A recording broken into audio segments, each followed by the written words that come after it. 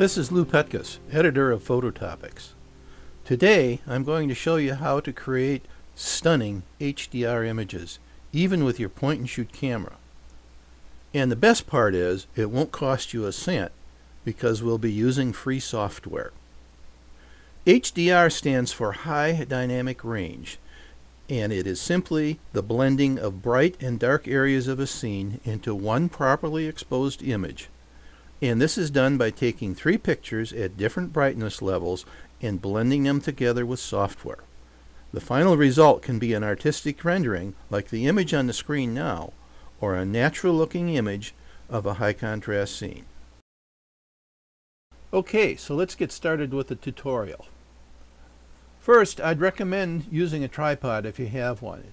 It's not absolutely necessary, but it will eliminate blurry images, especially in low light conditions. The first thing you need to do is make sure your camera is set up properly. For my demonstrations, I'll be using the Canon ELPH. If your camera is significantly different, you may have to refer to your manual. If you can access the EV adjustment when your camera is in auto mode, you're good to go. However, if your camera is like the ELPH, it may need to be switched from auto mode to program mode in order for the EV button to work.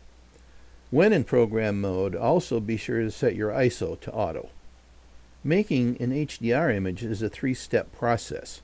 First, we need to take 3 pictures at different EV settings. Second, we need to process the 3 pictures with HDR software. And third, we need to tweak the picture with an image editor to make the colors and contrast pop. Let's take our 3 pictures, but before we click the shutter, here's a few tips.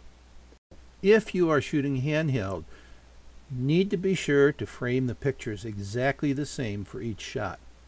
Most point-and-shoot cameras have a menu function to turn on the screen grid, which is sometimes also called the rule of thirds grid. You can use the grid lines on the screen or the corners of the screen to place the same point at the same location on the screen for each picture. We're ready to take our pictures. Press the EV button and take the first picture at 0 EV. Next, press the flash icon and change the EV to +2 and take your second picture. Press the flower icon and set the EV to -2 and now take your last picture. Our pictures, we need to process them into a single correctly exposed image. And to do this, we will be using the Fotor.com website, which has an excellent free online HDR processor. So here we are at the website, and what we need to do is go down and click HDR. And once we've done that, we need to load our 3 photos into the processor. So I will click on computer, and I have my pictures located in my pictures library. So what I need to do is highlight each one of these. So I will hold down the control key and then click on each image. So I have all 3 of them highlighted, and then click open. Okay, so here's our 3 images. They're now uploaded to the Fotor website, and so all I need to do is to click on each one of these to go ahead and load those into the program. Once all 3 of them are loaded, simply click the start button to start the processing. I've had this take as long as 5 minutes and sometimes as little as 30 seconds, depending on how loaded the server was. Okay, here's our processed image. Now the only thing we need to do is to go ahead and save that.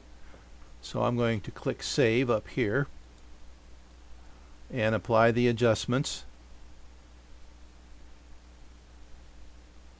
I like to save it in high quality, so let's click high quality over here. And I'm going to name my file Riverwalk.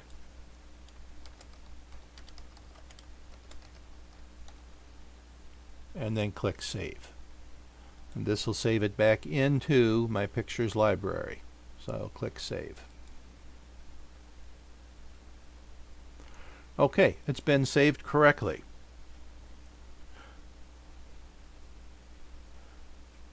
The next thing we need to do now is go ahead and make some adjustments to this image. And one of my two favorite free photo editors is Photoscape, which I have here. I'm going to open that. And then we're going to use the editor function. And here I have my pictures, and you can see here is the Riverwalk image. So I'll open that by clicking on it. As you can see down here on the bottom, there are many adjustments to make. I'm going to use just 3 or 4 of them to show you what I did to arrive at the image that you saw earlier. So the first thing I'm going to do is come down here to brightness and color, and I'm going to move the deepen slider up to about 50% and the darken slider up to about 50%, and click OK. And then I'm going to come to backlight, and I'm going to click on 200%. You can experiment with the different values on these depending on what your image is.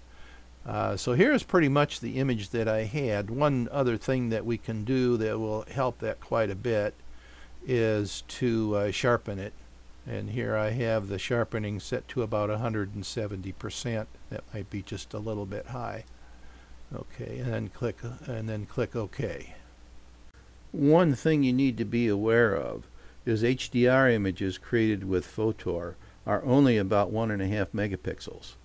This is fine for a 5x7 print or for posting to a blog or a website. But if you need to make larger prints, you're going to need a regular HDR software program. In the next week or two, I'll be reviewing my favorite full-featured HDR software package. It's extremely user-friendly and, in my opinion, a much better choice than Photomatix. So if you enjoyed this tutorial, don't miss it. Use the link above to subscribe to Phototopics. It's free, and I'll let you know when I post the review. I hope you enjoyed this tutorial, and I hope you have fun creating your own HDR images.